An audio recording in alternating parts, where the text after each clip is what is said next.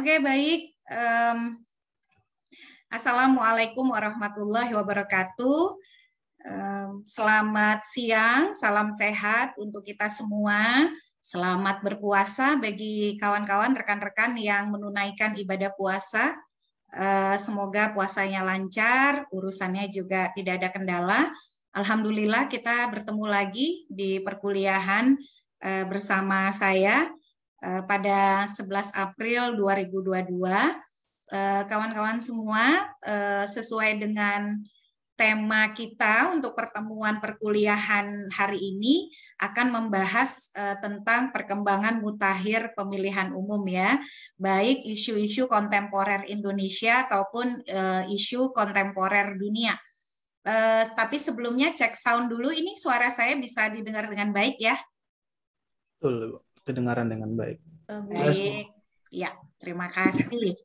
Nah, untuk membantu agar pemaparannya lebih terstruktur, jadwal kuliah kita sampai 14.40, saya akan mencoba untuk sekitar 45 menit memaparkan materi perkuliahan.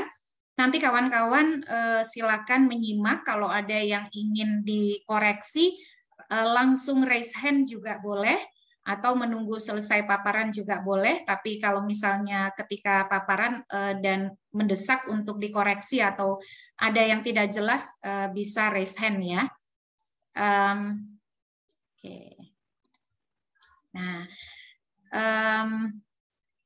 oh salah ini.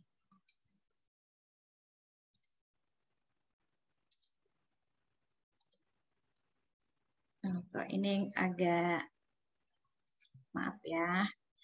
Sebentar, ini ada sedikit kendala. Saya filenya ini dulu.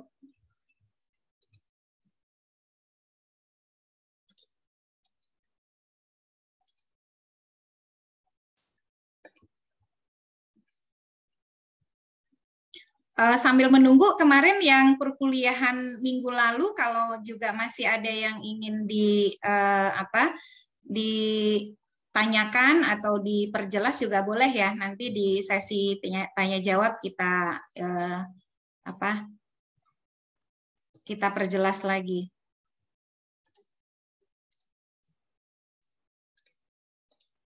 Oke. Nah, sudah terlihat teman-teman? Masukan ya, Mas Herdi juga udah bisa lihat ya. Baik. Tema kita hari ini adalah perkembangan mutakhir, isu-isu kontemporer, perkembangan pemilu di Indonesia dan negara lain. Masih dengan saya, Titi Anggraini. Kita akan membahas pertama begini. Saya ingin mulai dulu dari kondisi demokrasi Indonesia kontemporer ya, atau hari ini. Nah, di layar teman-teman bisa melihat itu ada Global State of Democracy Index yang dirilis oleh International IDEA, Institute for Democracy and Electoral Assistance, pada tahun 2021. Nah, GSOD ini merangkum kinerja demokrasi Indonesia untuk tahun 2020. Jadi kalau tahun 2019 GSOD memotret pemilu Indonesia sebagai memotret demokrasi Indonesia sebagai demokrasi dengan kinerja menengah, mid-level performance gitu ya. 2019, jadi kinerja demokrasi kita itu dikategorikan demokrasi menengah. Jadi dia tuh bagi tiga tuh.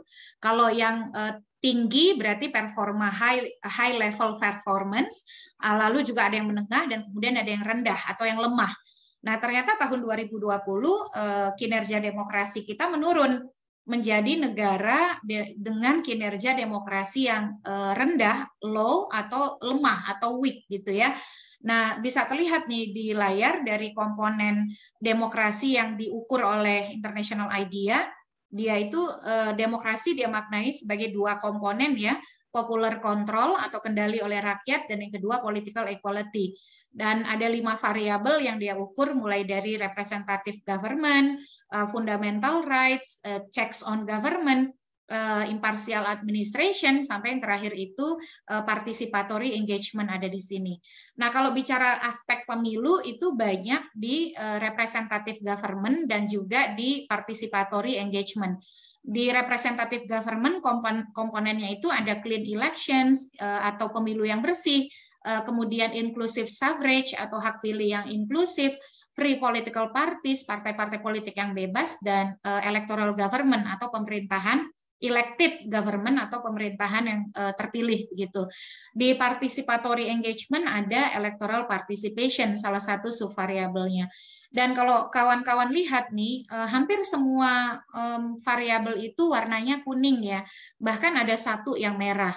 Hanya saja kalau dilihat subvariabel, ternyata kalau dilihat dari pemilu yang bersih, inclusive suffrage, electoral elected government, dan electoral participation, itu warnanya masih hijau, diukur oleh International IDEA. Jadi kontribusi pemilu kita terhadap kinerja demokrasi Indonesia itu cukup baik ya.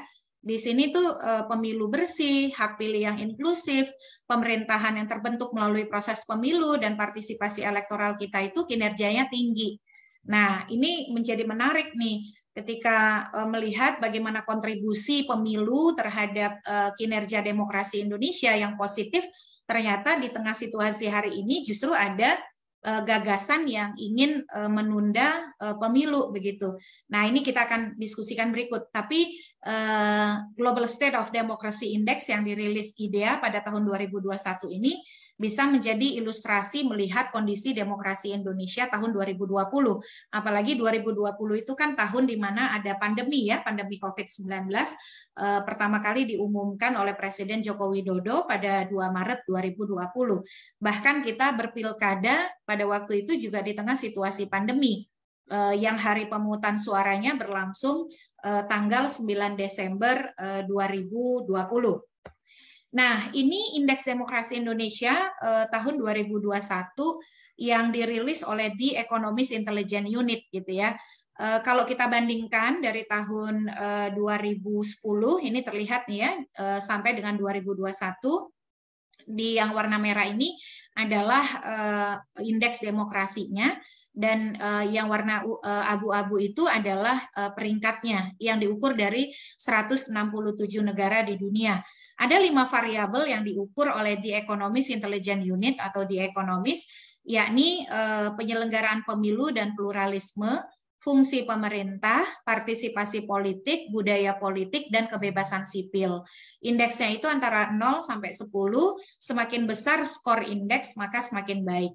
Dan kawan-kawan bisa lihat di layar, pada tahun 2020, ternyata dalam perjalanan antara 2010 sampai 2021, 2020 itu skor indeks Indonesia paling rendah selama pengukuran terhadap Indonesia, yaitu 6,30, dan kita berada pada peringkat 64. Meskipun peringkatnya sama dengan 2019 ya, tapi ternyata skornya menurun. 2019 6,48, 2020 menjadi 6,30.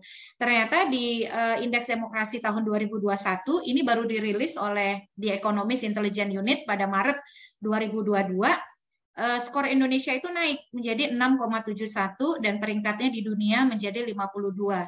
Kita lihat bagaimana kenaikan Indeks Demokrasi Indonesia berdasarkan temuan di Economist Intelligence Unit ya. Yang pertama, Indonesia itu masuk 10 negara dengan kinerja peningkatan skor terbaik. Namun Indonesia masih masuk kategori flawed democracy atau demokrasi yang cacat. Jadi dia ini mengukurnya itu ada yang pertama, yang paling bagus itu adalah full democracy. Full democracy itu negara-negara banyak di Skandinavia. Ada Denmark, Swedia, Finlandia, Islandia, dan seterusnya ya. Kebanyakan dari negara-negara Eropa Barat. Yang kedua, itu adalah negara dengan demokrasi yang belum sempurna atau demokrasi yang cacat, flawed democracy. Dan yang terakhir, negara yang otoriter ya, authoritarian demokrasi. Nah, yang berikut, kalau konteks Indonesia, skor demokrasi Indonesia membaik pada 3 aspek. Kalau dilihat, tadi kan pengukurannya ada 5 ya. Yang membaik itu aspek keberfungsian pemerintah atau functioning of government, dari yang semula skornya 7,50 menjadi 7,86. Kemudian kebebasan sipil atau civil liberties dari 5,59 menjadi 6,18. Dan yang terakhir partisipasi politik atau political participation dari 6,11 menjadi 7,22. Tapi masih ada dua aspek yang stagnan atau jalan di tempat kalau menurut The Economist. Yang pertama, proses elektoral dan pluralisme atau electoral process and pluralism di skor 7,92, serta budaya politik atau political culture di angka 4,38, rendah sekali ya. Nah, political culture ini salah satunya disumbangkan oleh politik kita yang masih sangat transaksional. Budaya vote buying, jual beli suara begitu ya, atau money politics itu membuat skor political culture kita sangat rendah. Dan berdasarkan dari rilis di Economist Intelligence Unit ini soal Indeks Demokrasi Indonesia 2021, ternyata peningkatan skor dan peringkat Indonesia itu dipengaruhi oleh dua hal. Yang pertama, adanya putusan Mahkamah Konstitusi nomor 91 tahun 2020 pada bulan November 2021 ya, yang dibacakan pada November 2021, yang menyatakan bahwa Undang-Undang nomor 11 tahun 2020 tentang Cipta Kerja adalah inkonstitusional bersyarat serta meminta pemerintah dan DPR merevisinya. Jadi putusan MK nomor 91 tahun 2020 ini dilihat oleh The Economist Intelligence Unit sebagai bentuk masih independennya peradilan di Indonesia. Yang kedua, kontributor pada perbaikan Indeks Demokrasi Indonesia adalah politik Presiden Joko Widodo yang mengakomodasi berbagai kelompok politik dalam kabinet itu dinilai kondusif untuk membangun konsensus antar kekuatan politik. Nah, ini nanti saya mau tanya kawan-kawan ya, bagaimana kawan-kawan melihat dua hal ini, soal kenaikan peringkat karena adanya putusan MK, dan yang kedua karena adanya kebijakan dari Presiden Joko Widodo yang mengakomodir berbagai kelompok politik dalam kabinetnya. Apakah teman-teman melihat ini sesuatu yang konsisten ataukah ada kontradiksi ya antara indikator penilaian membaiknya kinerja demokrasi Indonesia? Tapi nanti itu selesai saya paparan, saya mau minta pendapat teman-teman. Nah, yang berikut ini kalau kita lihat posisi Indonesia di ASEAN, Democracy in ASEAN. Ini juga masih merujuk rilis dari Economist Intelligence Unit ya.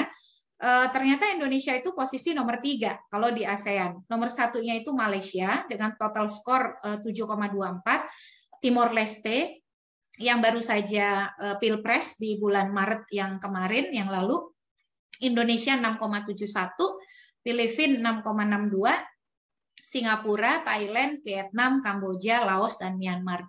Kalau Myanmar sendiri teman-teman tahu ya, ada kudeta junta militer kemarin yang menggulingkan Aung San Suu Kyi, dan sampai sekarang masih berlangsung pemerintahan militernya, dan terlihat bahwa Myanmar dari sisi skor di ASEAN menempati nomor buncit begitu. Kita nomor 3 nih, dan kalau kita lihat di global rankingnya, Malaysia itu peringkat 39, Timor Leste 43, dan Indonesia itu 52, Filipina 54. Dan kalau dilihat hampir di sini ya, walaupun Malaysia dan Timor Leste, Malaysia lebih baik dari kita dari peringkat keseluruhan, untuk civil liberties Malaysia itu skornya lebih rendah daripada Indonesia.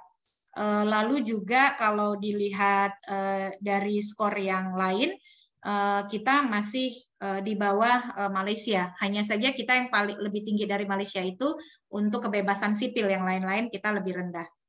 Nah, lalu juga ada kondisi yang perlu kita lihat kalau bicara soal kondisi demokrasi Indonesia hari ini, yaitu Global Gender Gap Report yang dirilis oleh World Economic Forum.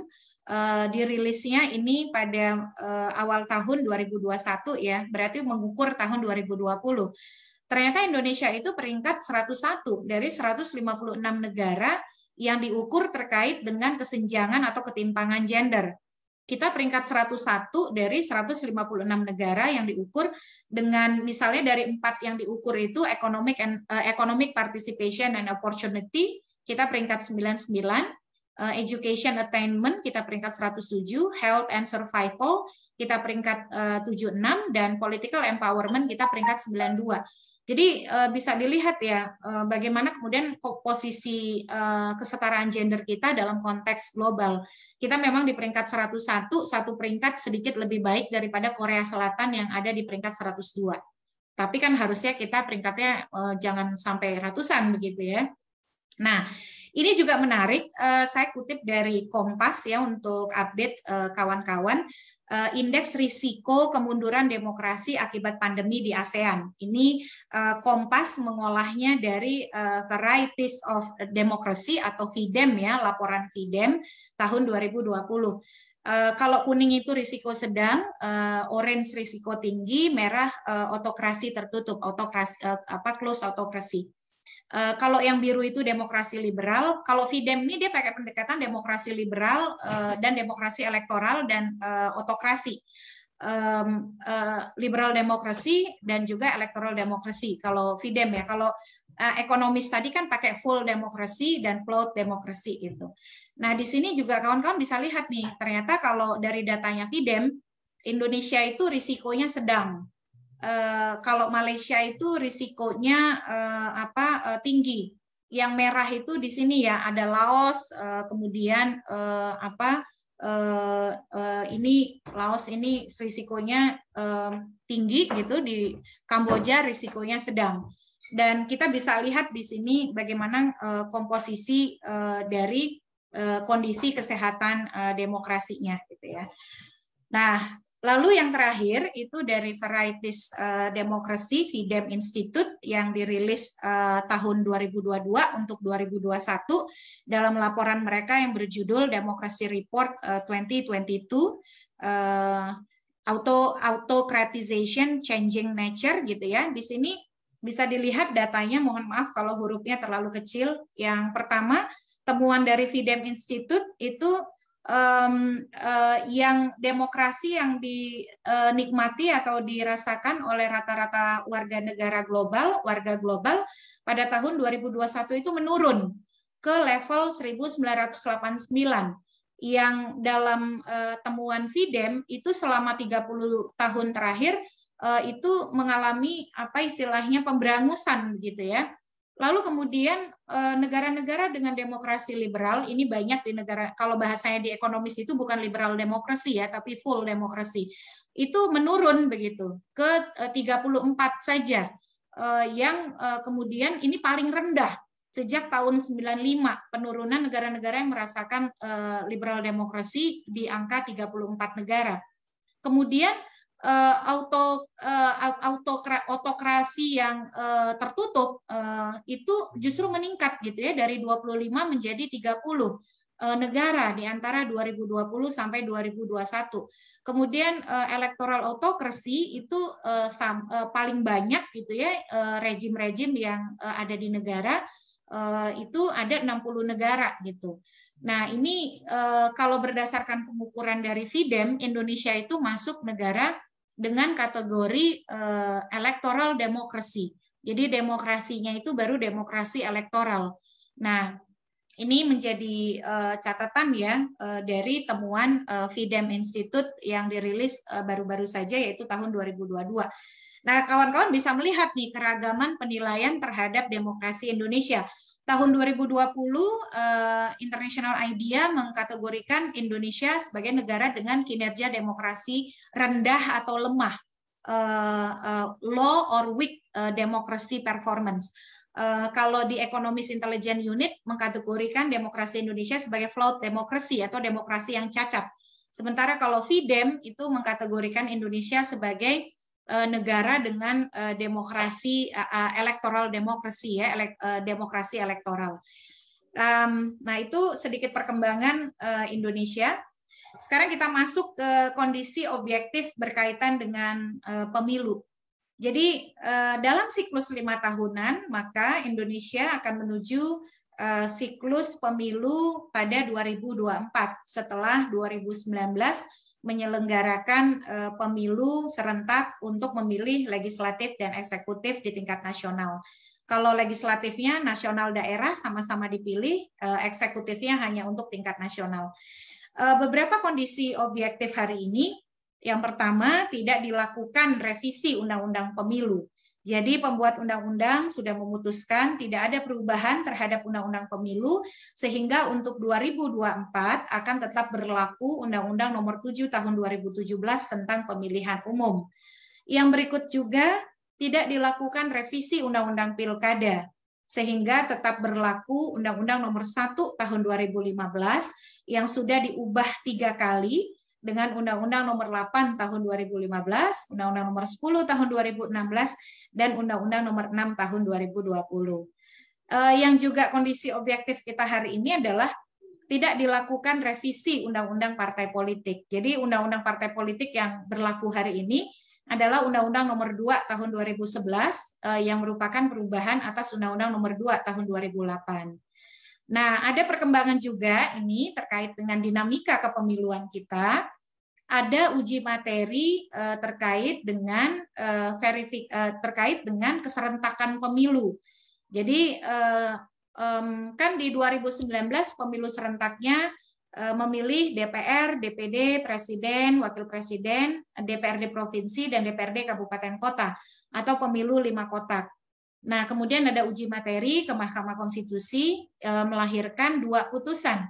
Putusannya sama-sama ditolak, tapi menarik karena dia menawarkan 5 model keserentakan pemilu yang akan saya bahas kemudian, yaitu putusan 55/PUU/17 Romawi /2019 dan putusan nomor 16/PUU/19 Romawi /2021.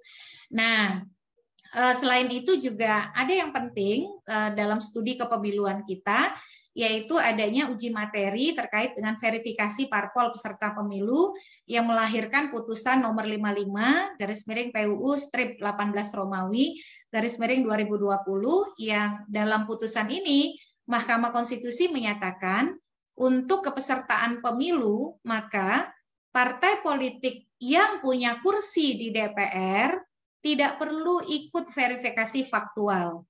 Yang ikut verifikasi faktual itu hanyalah partai-partai politik yang tidak punya kursi di DPR.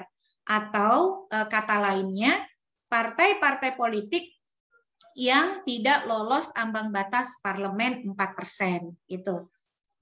Nah, yang ketiga, juga baru-baru ini pada tanggal 29 Maret 2022 itu ada uji materi terkait dengan sifat putusan final mengikat yang mengatur putusan DKPP. Jadi ada uji materi yang dilakukan oleh 2 orang anggota KPU, yaitu Ibu Evi Novida Ginting dan Pak Arief Budiman, terkait dengan sifat putusan final dan mengikat dari putusan DKPP yang diputuskan MK pada tanggal 29 Maret 2022, yang nanti kita juga akan lihat perkembangannya, karena ini kan isu-isu mutakhir kontemporer ya. Nah, kita akan bahas satu persatu kawan-kawan. Kita mulai dulu dengan tadi kan di sini ya, dalam siklus 5 tahunan, karena tidak ada perubahan Undang-Undang Nomor 7 Tahun 2017 tentang pemilihan umum, lalu juga ada putusan MK Nomor 55 Tahun 2019, kita akan lihat perkembangan atau dinamika pemilu serentak di Indonesia. Nah, jadi pemilu serentak di Indonesia itu pertama kali kita selenggarakan pada tahun 2019. Asal mulanya berasal dari putusan Mahkamah Konstitusi nomor 14/PUU/11 Romawi /2013. Nah, dalam putusan MK nomor 14 tahun 2013 ini yang dibacakan awal tahun 2014 ya, ada 2 latar belakang di balik kehadiran pemilu serentak. Nah, jadi Mahkamah dalam putusan 14 ini menyatakan pemilu itu akan konstitusional kalau dia memilih 5 posisi sekaligus, yaitu anggota DPR, DPD, Presiden dan Wakil Presiden, DPRD Provinsi, dan DPRD Kabupaten Kota di hari, waktu, dan TPS yang sama. Nah, pertimbangannya ada 2 yang utama. Yang pertama itu mempertegas sistem pemerintahan presidensial, terutama posisi Presiden sebagai single chief eksekutif, dan untuk meminimalisir terciptanya koalisi partai pengusung presiden yang bersifat taktis dan sesaat, melainkan adanya koalisi pengusung yang jangka panjang dan dalam rangka penyederhanaan partai politik. Yang kedua, efisiensi penyelenggaraan pemilu dari sisi anggaran, waktu, dan hak warga negara untuk memilih secara cerdas. Jadi ada check and balances dalam pemerintahan presidensial, salah satunya dapat ditunjang melalui penggunaan hak pilih secara cerdas dan efisien sesuai keyakinan sendiri, dan untuk itu warga negara dapat mempertimbangkan secara mandiri mengenai penggunaan pilihan untuk memilih anggota DPR dan DPRD yang berasal dari partai yang sama dengan calon presiden dan wakil presiden yang juga dia pilih. Ini kawan-kawan yang disebut dengan kotel effect atau efek bawaan terhadap vote share yang didapatkan oleh partai politik pengusung presiden di pemilu legislatif. Jadi Mahkamah tuh bilang akan ada nanti ya kecenderungan pemilih itu memilih partai politik yang mengusung calon presiden dan wakil presiden yang juga dia pilih. Jadi kalau diilustrasikan di 2019,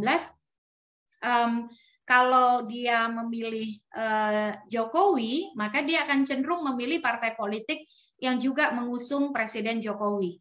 Kalau dia memilih Prabowo, maka dia juga akan cenderung memilih partai politik yang mengusung calon Presiden Prabowo. Nah, di sini yang disebut dengan kotel effect atau efek ekor jas. Kecenderungan perilaku pemilih yang akan memilih capres-cawapres yang diusung akan memilih partai politik yang mengusung capres-cawapres yang juga dia pilih, gitu ya. Jadi ada pilihan yang kongruen gitu. Nah, kemudian putusan MK nomor 14 2013 ini ditindaklanjuti dengan menerbitkan Undang-Undang nomor 7 tahun 2017 tentang pemilihan umum. Sehingga dan memang di putusan 14 2013 ini disebutkan pemilu serentaknya walaupun putusannya sebelum 2014 itu dimulai pertama kali baru pada 2019 terkait dengan persiapan, kerangka hukum, dan lain sebagainya.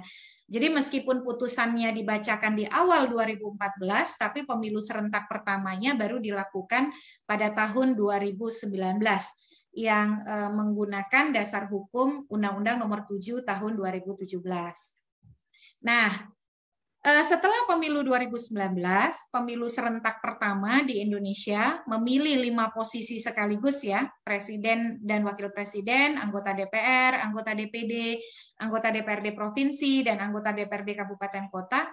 Ternyata pemilih itu kebingungan gitu ya. Surat suara tidak sahnya tinggi sekali. Untuk pemilu DPR saja mencapai 11,12% atau setara dengan 17.500.000 lebih surat suara yang invalid atau salah coblos atau tidak sah. Nah, termasuk juga beban yang berat itu berdampak pada meninggalnya setidaknya 894 petugas lapangan yang menyelenggarakan pemungutan dan penghitungan suara. 5.100 lainnya setidak-tidaknya sakit sebagai ekses kelelahan. Dan ada survei dari LIPI ya pada waktu itu, Pusat Penelitian Politik LIPI, P2P LIPI, yang merupakan survei pasca pemilu 2019 yang judul surveinya Pemilu Serentak dan Konsolidasi Demokrasi. Di sini teman-teman bisa lihat ya, ketika ditanya, ini ada 2 responden, satu pemilih, yang kedua itu opinion maker gitu ya. Yang sebelah kiri ini dipertanyakan gitu. Sorry, ini pertanyaannya sama ya, mohon maaf. Jadi respondennya ada pemilih dan ada opinion maker. Nah, ini pemilih yang sebelah kiri ini pemilih publik, yang sebelah kanan ini survei tokoh. Ketika ditanya kepada responden, pemilu serentak menyulitkan pemilih, jadi pemilu yang 5 kotak tadi ya, itu jawabannya setuju itu kalau publik 74%. Bahwa pemilu serentak itu menyulitkan. Saat ditanya survei tokoh, itu 86% yang menjawab bahwa pemilu serentak itu menyulitkan. Jadi kalau ditanya ketika tokoh atau opinion maker, mereka merasa lebih besar yang menjawab pemilu serentak itu menyulitkan pemilih. Nah, kawan-kawan bisa lihat ya, saya yakin sebagian besar juga kawan-kawan tuh bagian dari yang setuju begitu. Lalu ketika ditanya kepada survei tokoh ya, pemilu serentak perlu diubah, itu ternyata 82% menjawab iya. 82% gitu ya dari total respondennya. Dan ketika ditanya manakah sistem yang sebaiknya diterapkan untuk mengganti sistem pemilu serentak 2019, 46,9% itu menjawab pilihannya pemilu terpisah antara pemilihan anggota legislatif dengan pemilu eksekutif, itu 46%. Lalu 34,7% menjawab pemilu terpisah antara pemilu pada tingkat nasional dengan pemilu pada tingkat lokal. Jadi ini hasil survei LIPI, bagaimana perkembangan pemilu serentak dalam perspektif publik dan tokoh gitu ya. Nah, lalu ada pengujian putusan MK nomor 55/PUU/17 Romawi 2019. Kebetulan permohonan ini dimohonkan oleh Perludem pada waktu itu. Jadi karena tingginya surat suara tidak sah atau invalid votes atau surat suara tidak sah ya, 17.500.000 untuk DPR, bahkan untuk DPD itu angkanya kawan-kawan sampai 29 juta.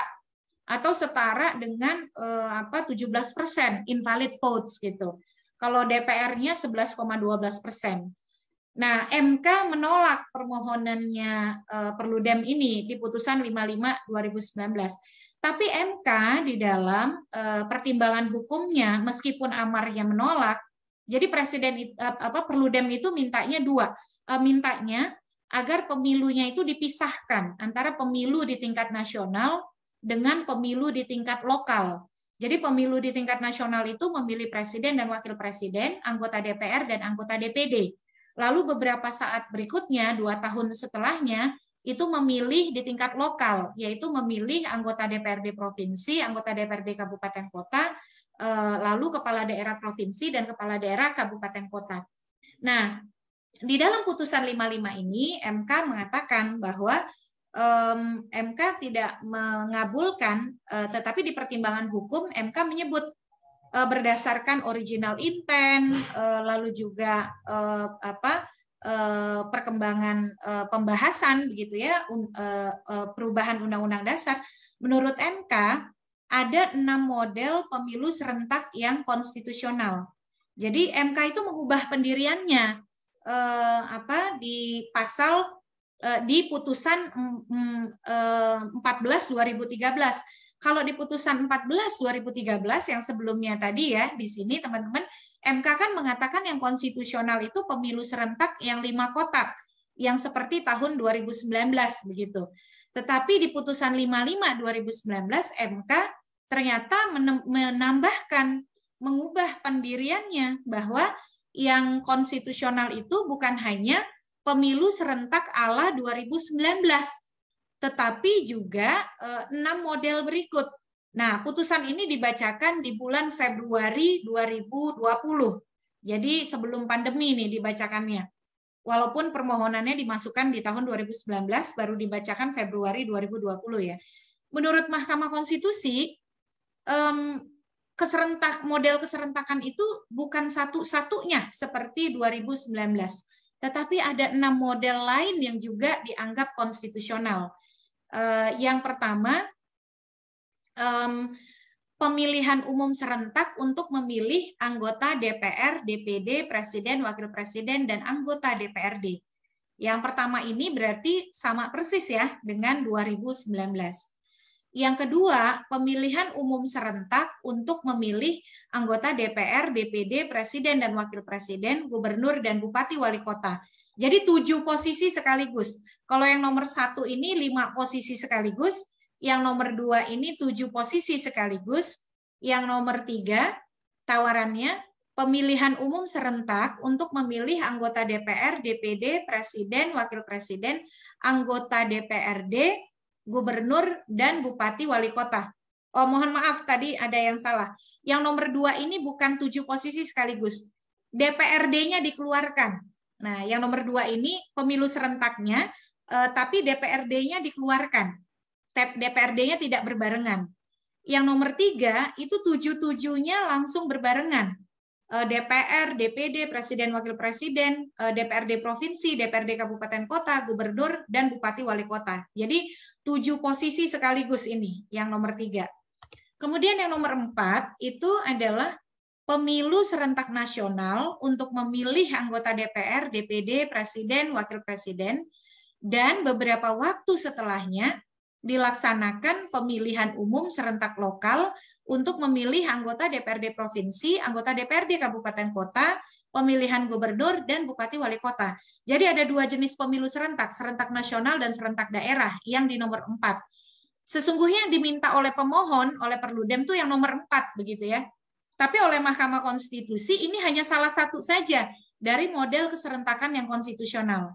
Nah, lalu yang kelima, model keserentakan 3 level serentak nasional memilih DPR, DPD, Presiden, Wakil Presiden.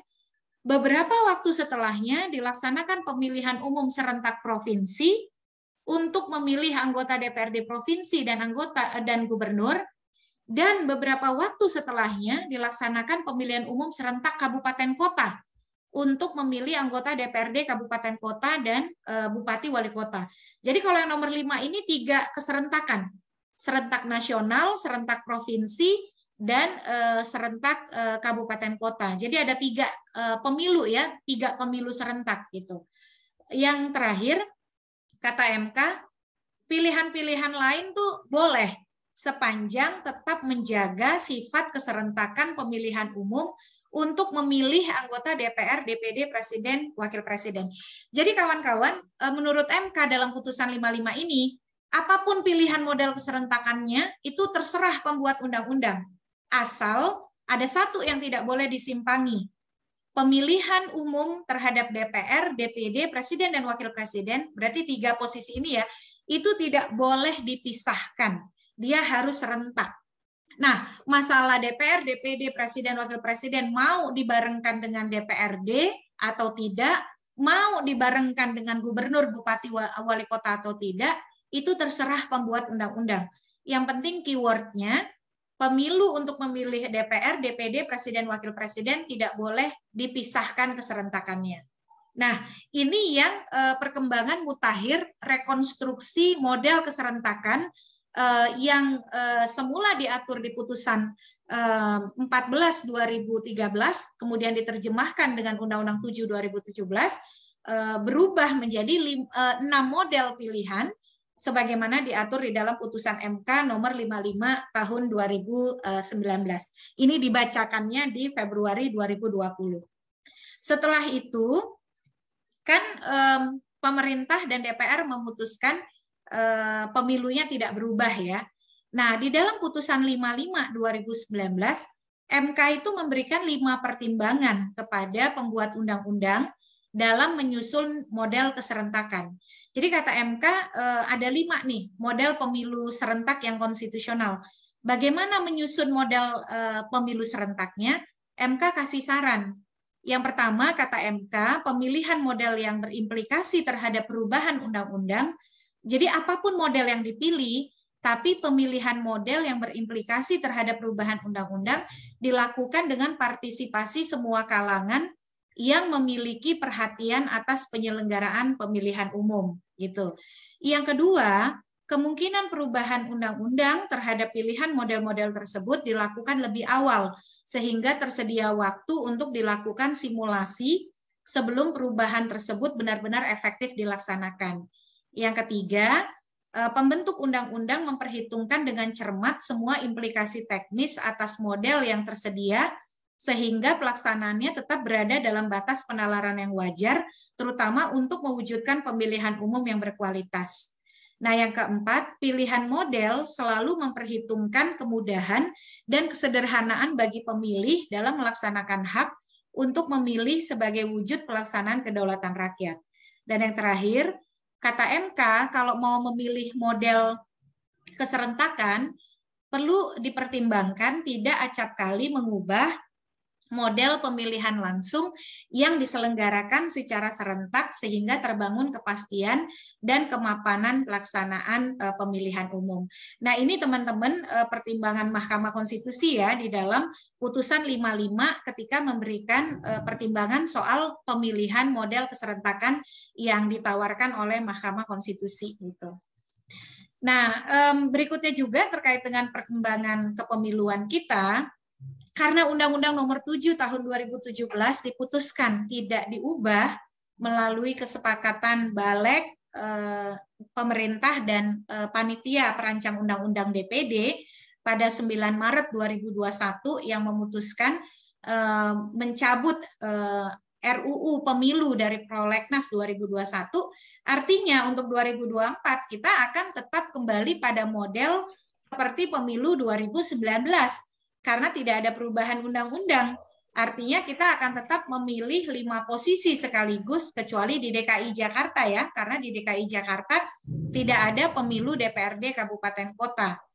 Nah, setelah itu pada 2021, sejumlah mantan anggota panitia pemilihan kecamatan, anggota panitia pemungutan suara di tingkat desa kelurahan, dan mantan anggota KPPS menguji kembali tuh model keserentakan pemilu ke Mahkamah Konstitusi. Terbitlah putusan nomor 16 garis miring PUU strip 19 Romawi 2021 gitu ya. Di putusan ini MK pada dasarnya mengatur 2 poin gitu. Yang pertama, MK memerintahkan pembentuk undang-undang untuk segera menindaklanjuti putusan MK nomor 55 garis miring PUU, ini mohon maaf ya 17 Romawi maksudnya, 2019 dengan memperbaiki kerangka hukum pemilu. Dan yang kedua, MK menyampaikan dalam pertimbangannya untuk mengurangi beban penyelenggara, salah satu jalannya adalah dengan memberi jeda antara pemilu DPRD dengan pemilu presiden, DPR, dan DPD. Coba deh kawan-kawan renungkan ya putusan nomor 16 tahun 2021 ini. MK menganggap pembuat undang-undang itu belum menindaklanjuti begitu ya, karena bahasanya permohonan 16 ini memang ditolak oleh Mahkamah Konstitusi.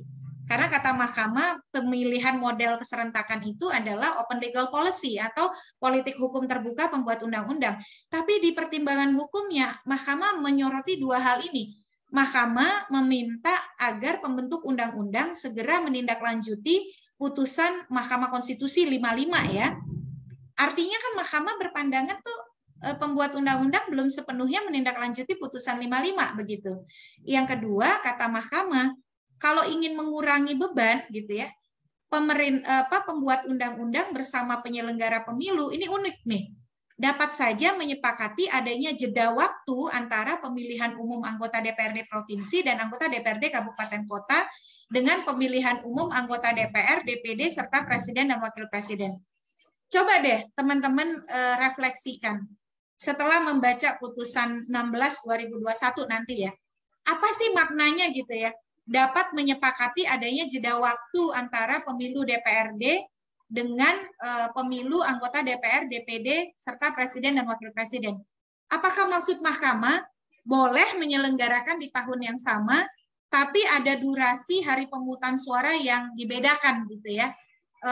Diberi jeda atau seperti apa gitu. Nah, ini mengamati perkembangan putusan MK 16 ini saya tertarik ya teman-teman pandangannya seperti apa setelah membaca. Tapi ini kita lewati dulu ya. Nah, yang berikut juga yang menarik adalah terkait perkembangan ambang batas pencalonan presiden ya, atau yang disebut dengan populer presidential threshold. Tapi saya tidak mau menggunakan istilah presidential threshold karena presidential threshold itu sama seperti parliamentary threshold ya.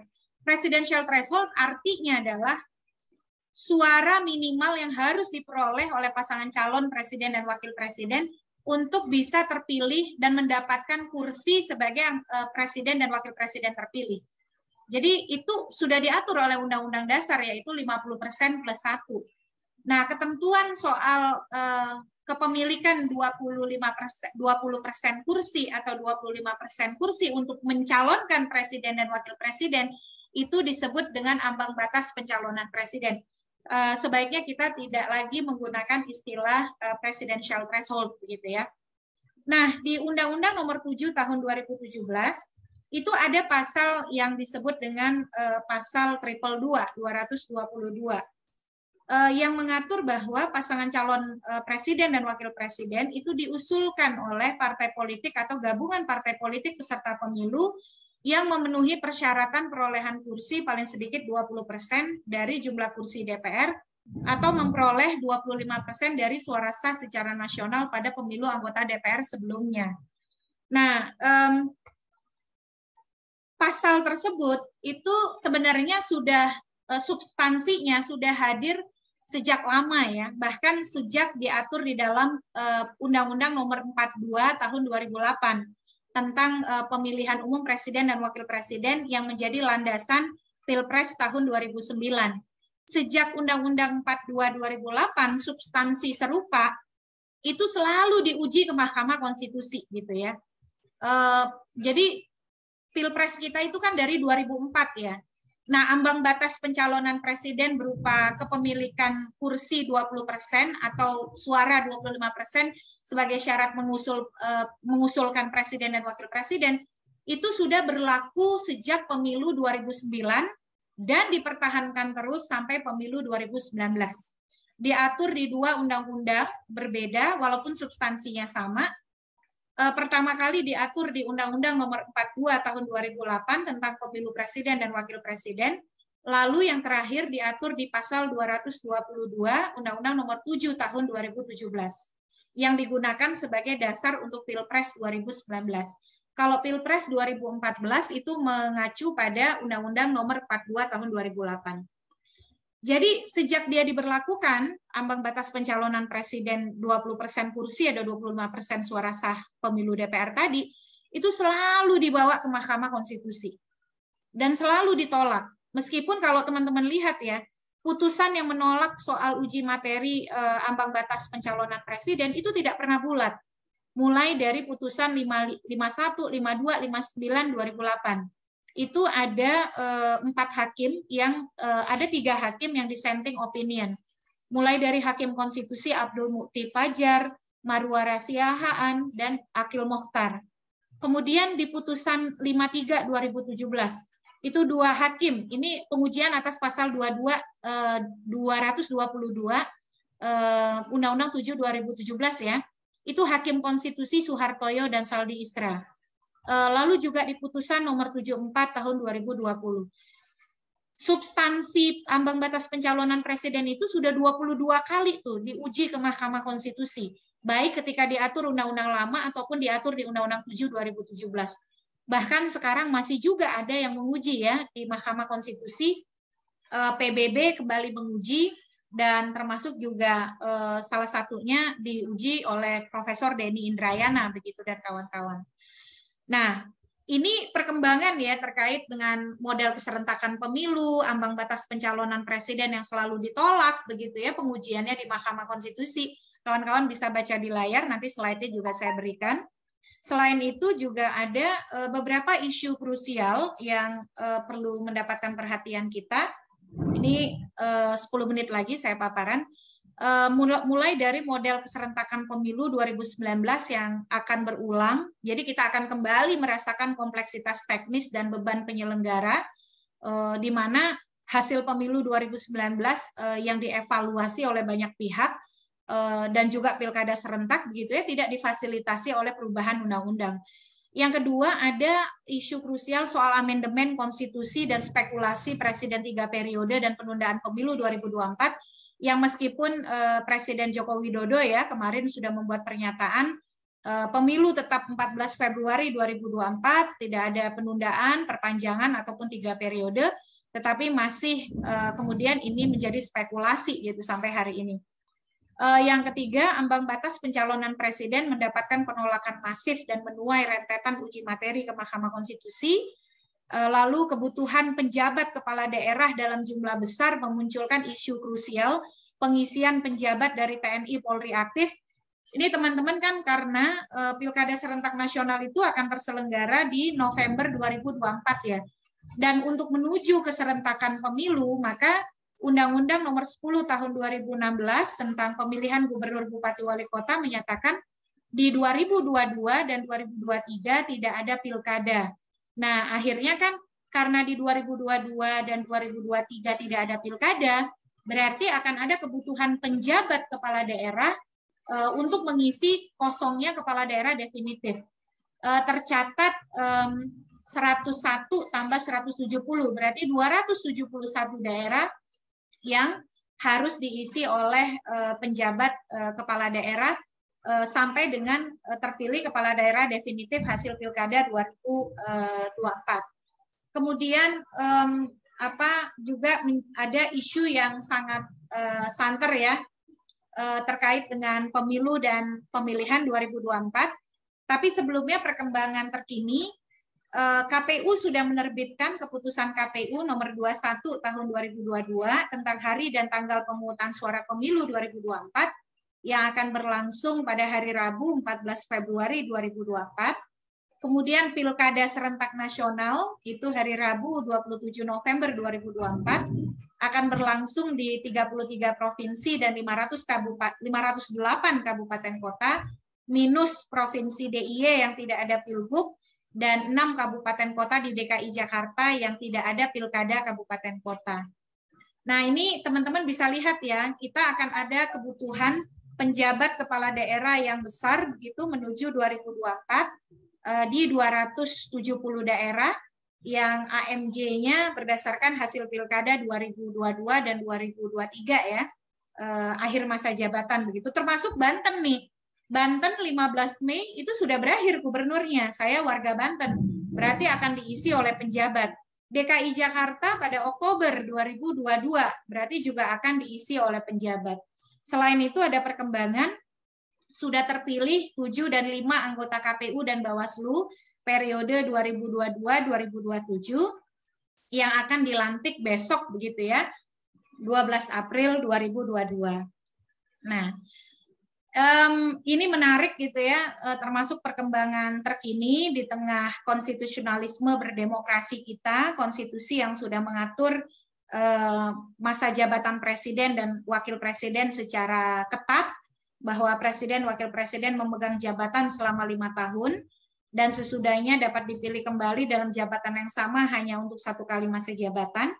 Sementara penjadwalan pemilunya juga tegas ya. Pemilihan umum dilaksanakan secara langsung, umum, bebas, rahasia, jujur, dan adil setiap 5 tahun sekali. Itu diatur di pasal 22E ayat 1 Undang-Undang Dasar kita. Masih ada yang menarasikan penundaan pemilu dan perpanjangan masa jabatan. Mulai dari Menteri Investasi gitu ya, kemudian Menko Marves, 3 ketum partai, PKB, Golkar, dan juga PAN, termasuk juga narasi 3 periode, meskipun dari berbagai survei, kawan-kawan bisa lihat, misalnya survei dari Lembaga Survei Indonesia yang dirilis 3 Maret 2022, untuk alasan pandemi, pemulihan ekonomi pasca pandemi, ataupun IKN, ternyata mayoritas responden tidak setuju penundaan pemilu dan perpanjangan masa jabatan. Di atas 60% responden semuanya ingin pemilu tetap di 2024. Termasuk juga survei dari Litbang Kompas begitu ya, 62% itu responden tetap ingin pemilu tetap di 2024, tapi ada yang menarasikan. Nah, termasuk juga alasan untuk menunda pemilu itu karena pandemi belum berakhir begitu ya. Karena pandemi belum berakhir, pemilunya bisa minta ditunda. Padahal Indonesia pernah menyelenggarakan pemilihan langsung di tengah situasi pandemi, yaitu Pilkada 2020. Dan pada waktu itu pemerintah DPR tetap ngotot kan pilkada di tengah situasi pandemi. Dari data dunia, memang ada negara-negara yang menunda pemilu karena pandemi, terutama pada tahun 2020. Karena kita ingin menyesuaikan, karena mereka ingin menyesuaikan tata cara teknis pemilunya dengan situasi pandemi yang dihadapi, agar pemilunya aman dan sehat gitu ya. Tercatat 2020 itu ada 73 negara yang menunda pemilu karena pandemi COVID-19. Lalu secara total kalau dilihat nih teman-teman, antara 2020 sampai 2021 data dari International IDEA itu ada 80 negara yang menunda pemilu karena pandemi.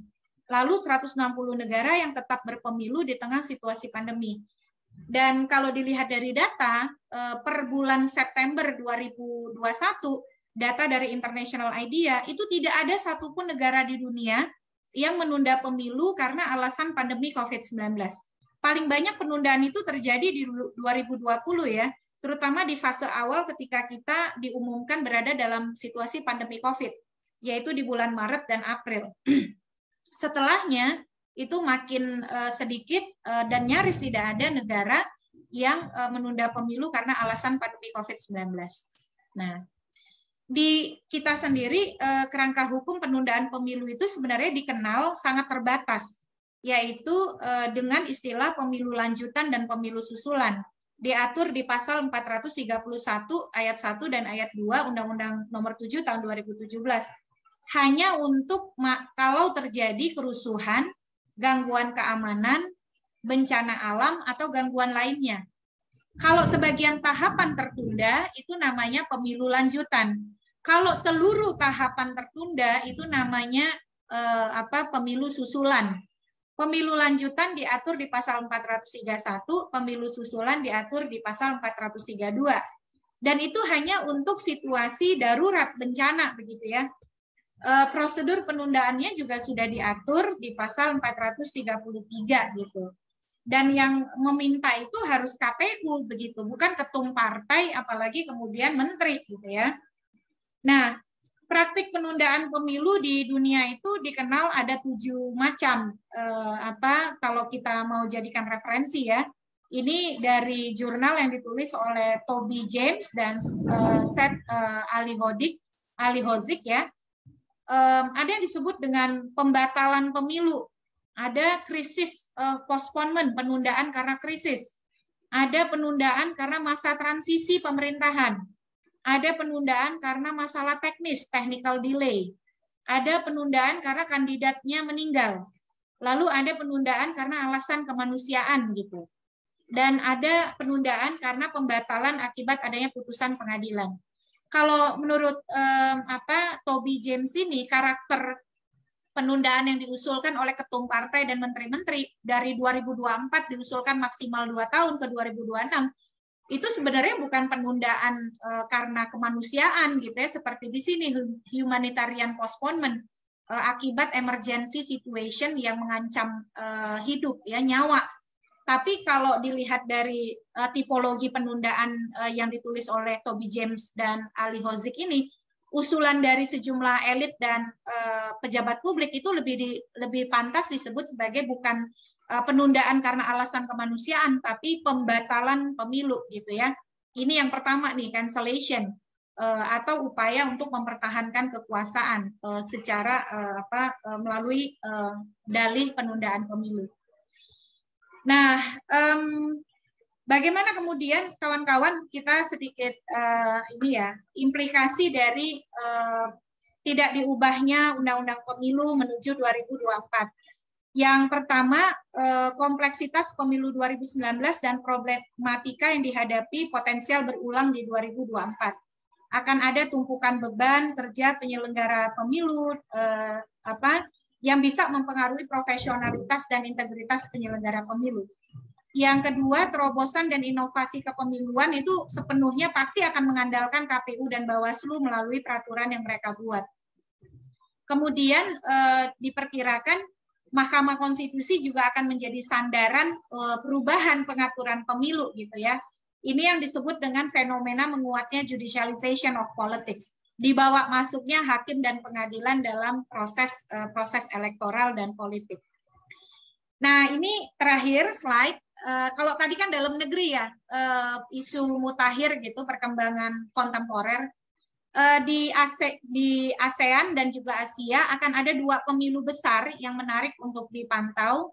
Yang pertama itu pemilu Filipina. Kalau Korea dan Timor Leste kan sudah ya. Korea sudah menyelenggarakan pemilu di bulan Maret 2022, terpilih presiden yang cukup unik, yang salah satu janji kampanyenya adalah menghapus Kementerian Kesetaraan Gender. Kalau di Timor Leste juga barusan Pilpres di bulan Maret.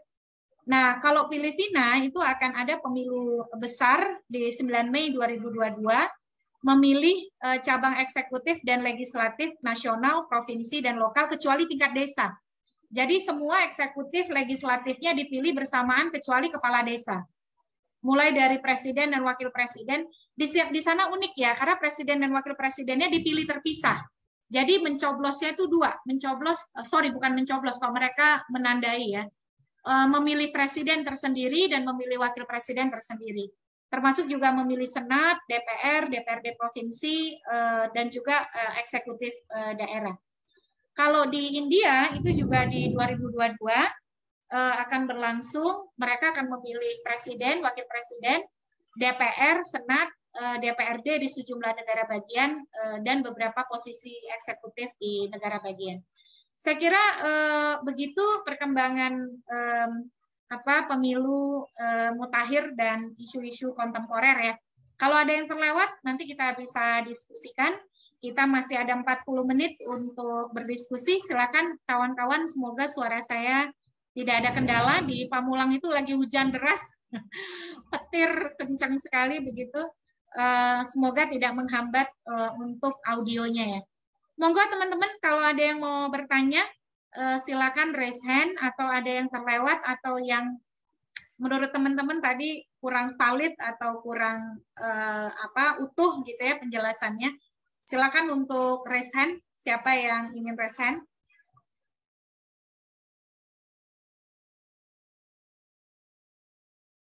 Izin Ibu. Oke. Ini Mbak Erma sudah raise hand. Tadi siapa yang bilang izin? Laude Ibu. Oh, oke, Laude. Oke. Mbak Erma dulu, baru Laude ya. Silakan Mbak Erma. Oke, selamat siang Ibu, izin. Saya sih cuma pengen sharing aja ya Bu ya, karena menarik juga ini tadi bahasan Ibu.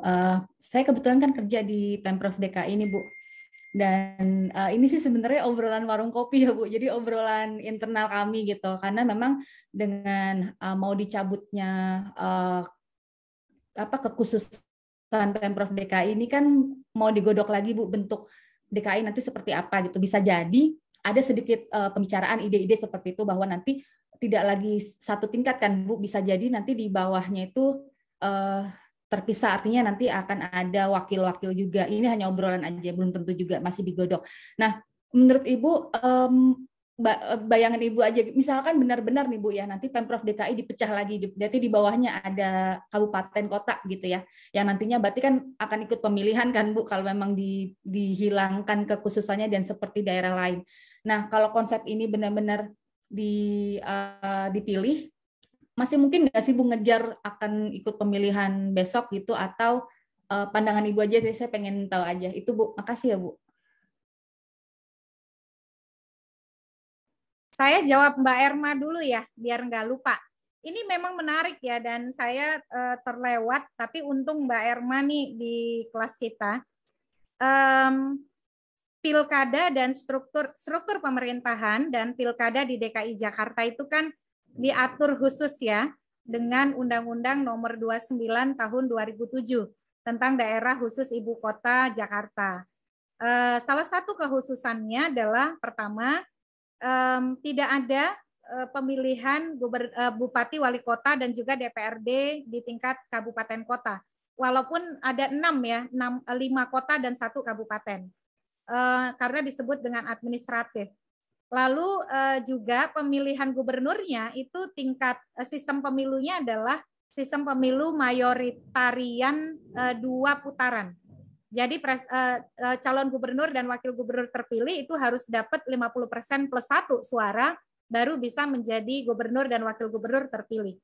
Nah, bagaimana dengan kemudian setelah IKN perpindahan ibu kota ya, karena undang-undangnya juga sudah terbit. Pertama tentu saja harus ada perubahan terhadap Undang-Undang 29 tahun 2007. Di Undang-Undang Nomor 29 tahun 2007 ini kan dia lahir menginduk pada pasal 18B Undang-Undang Dasar kita, bahwa negara mengakui dan menghormati satuan-satuan pemerintahan daerah yang bersifat khusus atau bersifat istimewa yang diatur dengan undang-undang. Nah, apakah nanti misalnya karena sejarah DKI ini pernah jadi ibu kota dan kemudian dia bertransformasi menjadi ibu kota bisnis, tanda kutip begitu ya, jadi sentra bisnis misalnya, maka format seperti sekarang akan tetap dipertahankan. Ada Pilgub, ada DPRD provinsi, tapi tidak ada Pilwako dan Pilbub dan DPRD kabupaten kota. Bisa saja opsi pertamanya itu, Mbak Erma. Atau opsi keduanya mengadakan DPRD kabupaten kota dan bupati wali kota untuk dipilih secara langsung. Karena kan ternyata karakternya tidak berbeda ya dengan daerah-daerah lain begitu. Yang tidak ada kan yang berbeda secara krusial itu adalah DIY dan DKI. Kalau DIY tidak ada pilgub, di DKI tidak ada pilbub dan pilwako serta pemilihan DPRD. Kalau saya sendiri sih lebih cenderung DKI itu karena tadi ya sifatnya berubah, bergeser, seharusnya dia pemilihan. Karena di kabupaten kotanya ada warga, harusnya ada DPRD dan bupati wali kota yang dipilih langsung. Tapi kan memerlukan perubahan undang-undang. Undang-Undang nomor 29 2007 harus diubah, dan memang harus diubah karena tidak lagi berstatus ibu kota. Apakah mungkin mengejar 2024? Ya harusnya mungkin, sepanjang memang itikat baik itu ada di pembuat undang-undang. Yang pertama harus kita pastikan suara ini kan didengar oleh legislator kita ya. Kalau saya sendiri mendorong agar di DKI itu pemilihannya untuk bupati wali kota langsung, tidak lagi sifatnya pengangkatan gitu ya. Dan DPRD pun juga ada DPRD, karena bagaimanapun kan sebenarnya ada wilayah dan ada warga yang perlu diwakili. Dan itu bergantung penuh pada undang-undang, Mbak. Karena sekali lagi pengaturannya harus menyesuaikan kan, karena statusnya tidak lagi ibu kota, berarti memang harus diubah undang-undangnya. Dan politik hukum dari pembuat undang-undang itu yang akan bergantung penuh pada undang-undang baru yang akan dibuat. Tapi dorongan itu mestinya harus dilakukan kalau saya sebagai pegiat pemilu demokrasi atau orang yang punya concern ya pada praktik demokrasi, harusnya warga itu punya wakil di DPRD kabupaten kota dan juga bisa memilih bupati wali kotanya langsung. Karena misalnya Kepulauan Seribu ya, itu kan warganya besar ya, lumayan walaupun tidak banyak, tapi kan mereka penyaluran aspirasinya menjadi cukup terbatas ya dari sisi wakil-wakil rakyat dalam konteks parlemen gitu. Itu Mbak Erma. Jadi memang harus undang-undangnya kita pastikan dulu ya diubah sesuai dengan konfigurasi posisi DKI yang tidak lagi menjadi ibu kota. Gitu. Oke. Semoga cukup jelas ya Mbak. Berikutnya Mas Laude. Terima kasih ya Bu. Sama-sama Mbak. Baik, izin Ibu. Saya izin matikan kamera Ibu karena jaringan di sini agak kurang stabil ketika jacking kameranya. Soalnya lagi aksi Ibu, jadi banyak orang pemakaian. Baik, terima kasih. Jadi kan tadi sempat disinggung terkait kenaikan indeks demokrasi kita.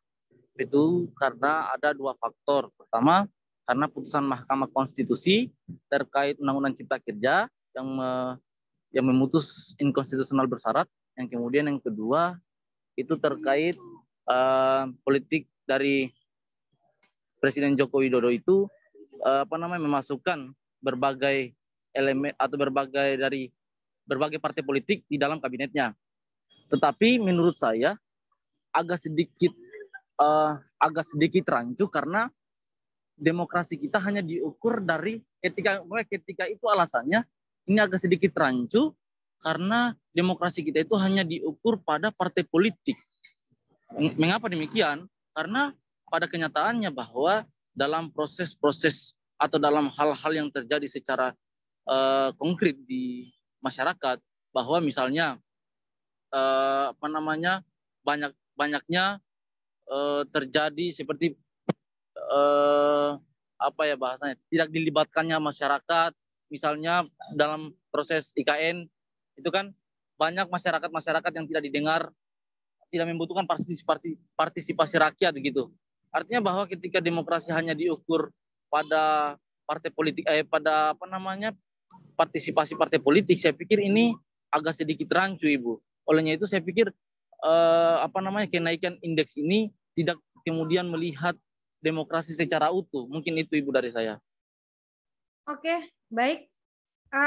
Teman-teman silakan ya ingin merespon lain. Tadi kan saya sempat tanya tuh, indeks demokrasi kita naik ya, dan termasuk 10 negara di dunia yang cukup pesat naiknya. Meskipun jangan lupa Indonesia ini masih dikategorikan negara demokrasi yang flawed demokrasi atau demokrasi yang masih cacat atau belum sempurna gitu.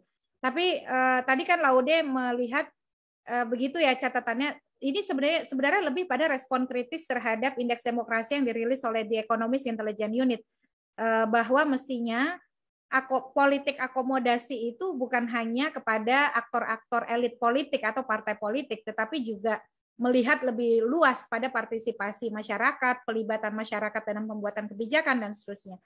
Saya kira itu sebagai masukan ya, tanggapan atau respon. Teman-teman lain ada yang ingin menyikapi atau ingin merespon fenomena atau perkembangan kontemporer isu-isu mutakhir pemilu dan demokrasi kita? Monggo silakan. Ada lagi? Taslim? Taslim punya respon tadi terhadap Laude dan juga presentasi kita. Silakan Taslim. Ya, baik, terima kasih Bu. Kalau saya memang melihat bahwa khususnya soal putusan MK tentang Undang-Undang Cipta Kerja itu kemudian dijadikan sebagai dasar dalam mengukur indeks demokrasi Indonesia. Bagi saya begini, soal terkait dengan ini juga misalnya terkait dengan ada hubungannya dengan presidensial threshold atau yang kita kenal dengan ambang batas pencalonan presiden dan wakil presiden. Kenapa? Karena memang bagi saya MK itu dalam memutuskan dua hal ini, misalnya soal ambang batas dan juga terkait dengan Ciptaker, bagi saya ini tidak kompatibel. Artinya kita bisa sebut bahwa MK itu lembaga yang tiran.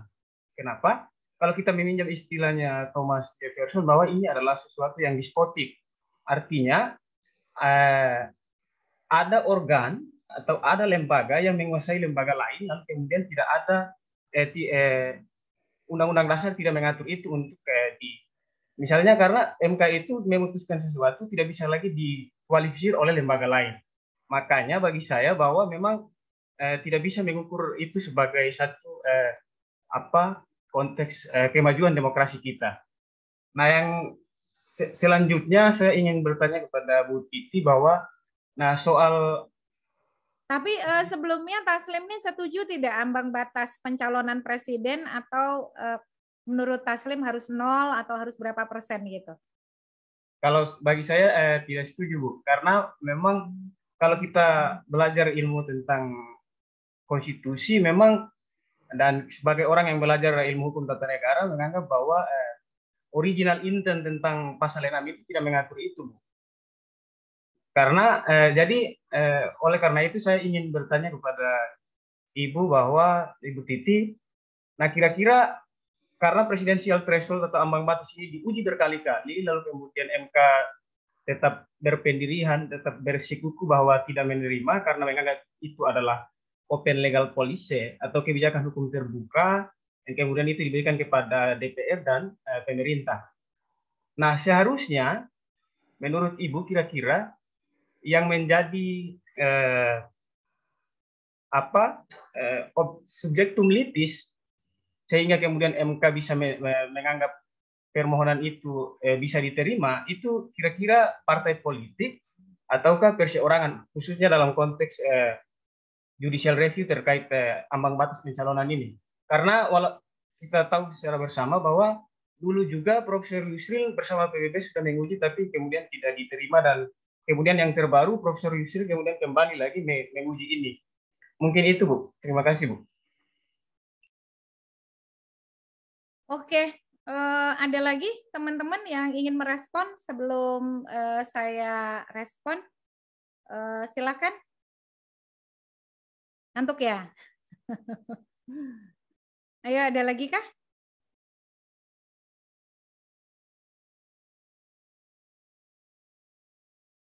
Mas Jody deh, Mas Jody gimana Mas Jody?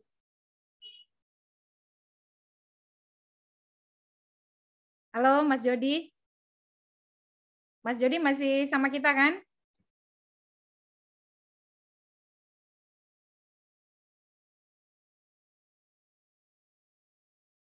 Mas Jody.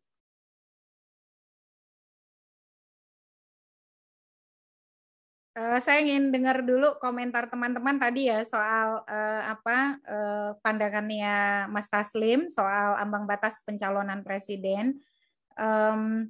Mas Yoga ada di Zoom? Ya ada Bu. Nah, Cuman lagi ribut di sini Bu, hujan deras soalnya. Oh, nggak apa-apa. Jaringannya Saya nggak stabil. Iya, bisa dengar nih suaranya. Mas Yoga punya pandangan nggak soal ambang batas pencalonan presiden yang tadi diungkap oleh Mas Taslim?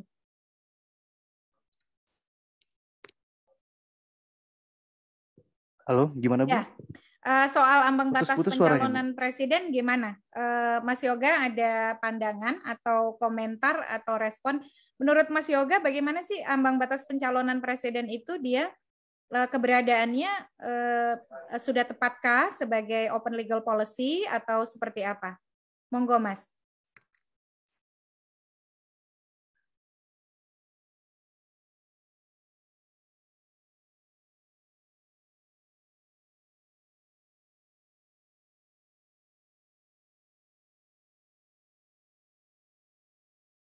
Mas Yoga masih di mute ininya.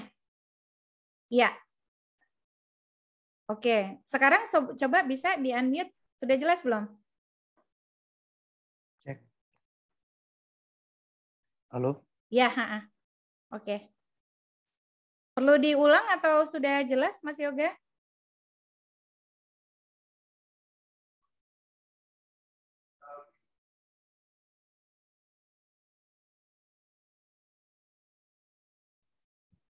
Kalau ya, oke. Kalau gitu saya pengen dengar Mbak Marina deh. Mbak Marina, bagaimana pandangannya soal ambang batas pencalonan presiden tadi?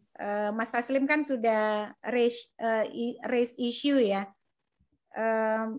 Soal ambang batas itu sebenarnya menurut Mbak Marina pas tidak sih kalau itu diposisikan sebagai open legal policy atau semestinya seperti apa ya melihatnya? Apalagi kan banyak sekali tuh uji materinya ke Mahkamah Konstitusi gitu. Silakan Mbak Marina. Menurut saya sih ambang batas itu seharusnya tidak usah ada ya Bu. Soalnya kan banyak partai-partai kecil yang juga memiliki kandidat yang bagus begitu Bu.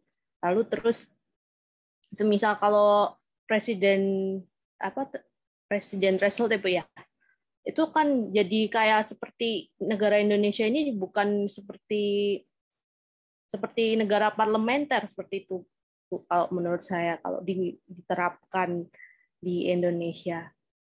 Tapi kemarin juga kan ada uji materi yang gagal terakhir di MK itu setahu saya yang diajukan oleh partainya Amin Rais itu ending-endingnya juga nggak jalan, seolah-olah dia tidak jalan karena Amin Rais ini bukan sebagai peserta pemilu di tahun sebelumnya. Nah, saya berpikirlah, kalaupun misal diuji materikan lagi, kalau alasannya karena itu, apakah mungkin bakal ada yang mengajukan gitu loh Bu. Jadi istilah kata partai yang gede ini apa ya mau untuk melakukan uji judicial review di MK. Menurut saya seperti itu sih Bu. Jadi menurut saya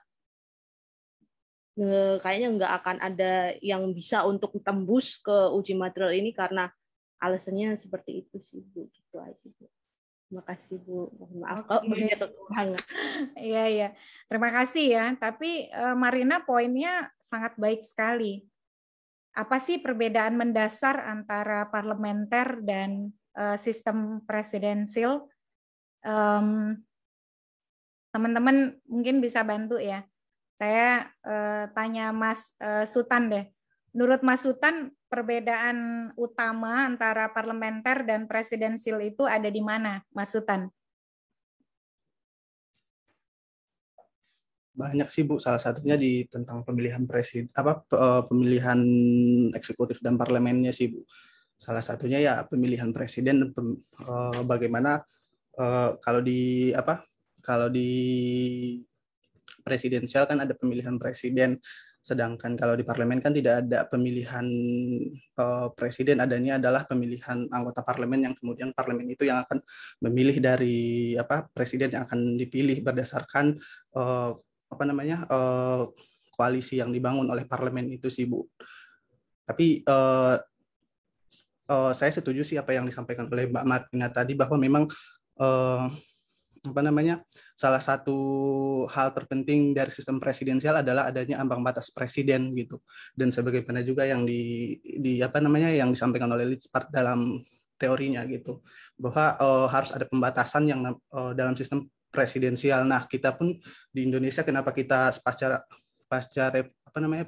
reformasi membatasi atau membuat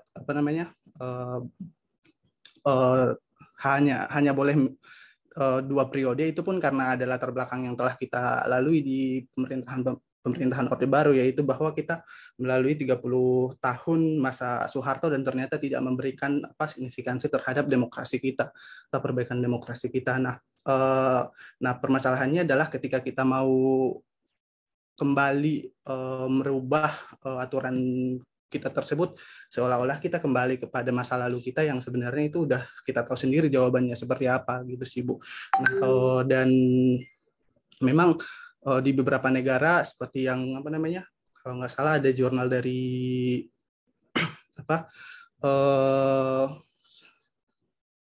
bukan New York University, Yale University, yang waktu itu menyatakan memang selalu ada isu penambahan batas periode jabatan presiden ketika masa jabatan presiden sudah mau dalam tahap selesai gitu. Karena memang ya kita sama-sama tahu bahwa semua orang yang udah berkuasa pasti ingin berkuasa lagi gitu. Apalagi kalau dikontekskan dengan Indonesia sendiri, bahwa dengan keadaan partai politik kita yang ada saat ini, di mana ideologi partai itu masih belum ideal atau belum memiliki, kalau pusat penelitian politik menyampaikan bahwa partai politik kita itu belum punya ideologi gitu. Mereka lebih kepada transaksional. Misalnya tergantung kepada keuntungan yang akan didapat gitu. Nah, itu adalah sebenarnya permasalahan menurut saya pribadi dari semua permasalahan yang disampaikan oleh Bu Titi tadi. Permasalahan intinya adalah berada di partai politik kita sendiri, karena ketika kita menyampaikan apapun perbaikan ke depan, ketika partai politik tidak menerima itu, maka tidak akan ada perbaikan, karena pada akhirnya mereka yang akan menentukan di parlemen apakah mereka mau mengubah undang-undang sesuai dengan masukan-masukan yang diberikan baik masyarakat sipil, peneliti maupun akademisi. Itu adalah tergantung di partai politik itu. Nah, masalahnya adalah sebagaimana juga disampaikan oleh Bu Titi, bahwa untuk mengubah undang-undang partai politik itu pun ya ada di partai politik dan mereka tidak berkeinginan dengan itu gitu. Nah, sedangkan permasalahan yang Ibu sampaikan tadi juga tentang indikator demokrasi di Indonesia yang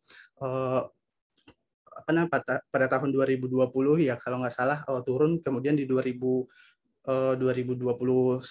naik gitu ya Bu. Nah, itu tergantung si indikator yang mau kita digunakan, si penyurvei itu apa, sama seperti yang dilakukan oleh pusat penelitian politik, semua punya indikator gitu. Nah, salah satu yang paling sering menurut saya dilupakan adalah bagaimana mengakomodasi oleh suara-suara minoritas. Misalnya mungkin Perludem sudah punya laporan itu juga di tahun 2020 yang terkait bagaimana suara para penyandang disabilitas tidak diakomodasi dengan baik, kemudian bagaimana juga suara masyarakat adat juga tidak diakomodasi dengan baik gitu. Ini salah satu yang menurut saya ketika mau dibuat bagaimana perbaikan demokrasi Indonesia ke depan, salah satunya ya dilihat bukan hanya tentang organ pemerintahan, bagaimana organ pemerintahan baik itu bagaimana eksekutif, legislatif, kemudian yudikatif, dan bagaimana juga partai politik, tapi juga dilihat bagaimana masyarakat yang terdiskriminasi itu diakomodasi kepentingan politiknya gitu. Nah itu menurut saya di beberapa survei itu tidak kelihatan sekali. Bahkan di Indonesia sendiri kan kalau misalnya terkait masyarakat adat, kita melihat bahwa tidak ada aturan misalnya kuota, bahkan perbincangan untuk kuota masyarakat adat pun di parlemen tidak sering diungkapkan gitu sih Bu. Nah permasalahan yang apa lagi ya, yang terkait ambang batas presiden, sebenarnya Pusat Riset Politik kan di tahun 2019 melakukan penelitian terkait itu. Bagaimana sih sebenarnya evaluasi pemilu serentak 2019, salah satunya di ambang batas yang ditetapkan atau ambang batas presiden yang ditetapkan. Sebenarnya kan dari segi teori itu bermasalah. Nah,